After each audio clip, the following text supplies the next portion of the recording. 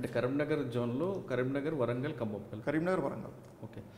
మీరు ఎటువంటి ట్రాప్ కేసులు చేశారు? కరీంనగర్, వరంగల్ పేరుకు కానీ నన్ను అంత ఎక్కడ ఏది ఇంపార్టెంట్ కేసు ఉంటే అక్కడికి పిలిచేవాళ్ళు.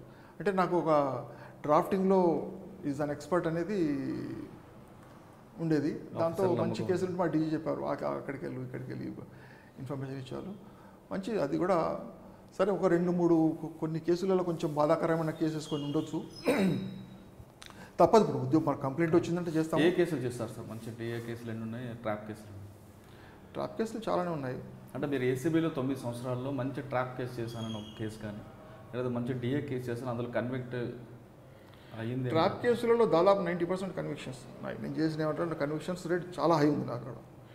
అప్పుడు అసెట్స్ కేసే మేము చేసిన తక్కువ అసెట్స్ కేసు ఉన్నాయి. అప్పుడు అసెట్స్ కేసు ట్రాప్ కేసులో పోలీస్ డిపార్ట్మెంట్ ఎక్కువ ఉండదు, లేదా మీద అదర్ డిపార్ట్మెంట్ ఎక్కువ? పోలీస్ కేసులో ఒక డిఎస్పీని పట్టుకున్నాం. ఎవరండి? లక్ష్మయ్య గారని ఒక డిఎస్పీ గారు. పాప ఆయన I think is no more, చనిపోయి ఉంటారు ఆయన ఆ కేసు తర్వాత. అది సెన్సేషనల్ కేసే. అది ఒక డిఎస్పీ గారి పోలీస్ డిపార్ట్మెంట్లో ఉంటూ మళ్ళీ వాళ్ళని పట్టుకోవడం అనేది.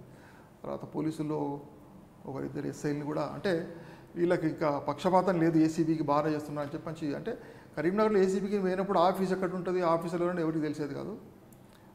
పోయిన తర్వాత సిన్స్ అది నా నేటివ్ ప్లేస్ కావడంతో వచ్చే ఇన్ఫర్మేషన్ ఇంకేదైనా కావచ్చు, చాలా బాగా కేసులు చేసినాం, చాలా పెద్ద ఎత్తున. అంటే మీకు ఏసీబీలో ఎక్కువగా పోలీస్ డిపార్ట్మెంట్ ఉంటుందా? రెవెన్యూ, లేదా స్టాంప్స్, సబ్ రిజిస్టర్, ఇరిగేషన్, ఏ డిపార్ట్మెంట్కి ఎక్కువగా వస్తుంటుంది? ఏసీబీలో ట్రాప్లు అంటున్నారా?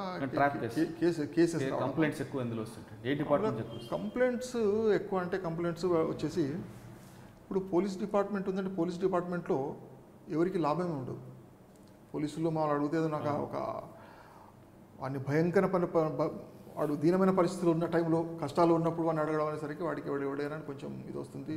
పోలీస్కి ఇచ్చే సంతృప్తిగా ఎవరు ఇవ్వరు పోలీసులో ఎవరు తీసుకున్నా కానీ మిగతా డిపార్ట్మెంట్స్ ఏమంటే మ్యూచువల్ బెనిఫిట్, రెవెన్యూ కావచ్చు, తర్వాత ఇరిగేషన్, కమర్షియల్ ట్యాక్సెస్ కావచ్చు, ఇంజనీరింగ్ డిపార్ట్మెంట్ కావచ్చు, వాటిల్లో ఫైనాన్షియల్ ట్రాన్సాక్షన్స్ ఈ విషయాల్లో తీసుకుంటే పోలీస్ డిపార్ట్మెంట్ ఎక్కడో వెనక ఉంటుంది.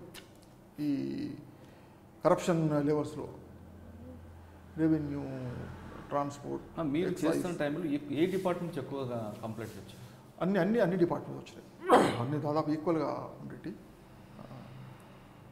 కొన్ని ఒకసారి ఒక అడ్వకేట్ కమిషనర్ కూడా చేసాం. ఒక advocate commissioner and judge colluded అనమాట. Judge also suspended. ఒక advocate commissioner, judge suspended. Top లెవెల్లో డిప్యూటీ కమిషనర్ ఎక్సైజ్. ఇట్లా చాలా పెద్ద కేసులే, మంచి సెన్సేషనల్ కేసెస్ చేయడం.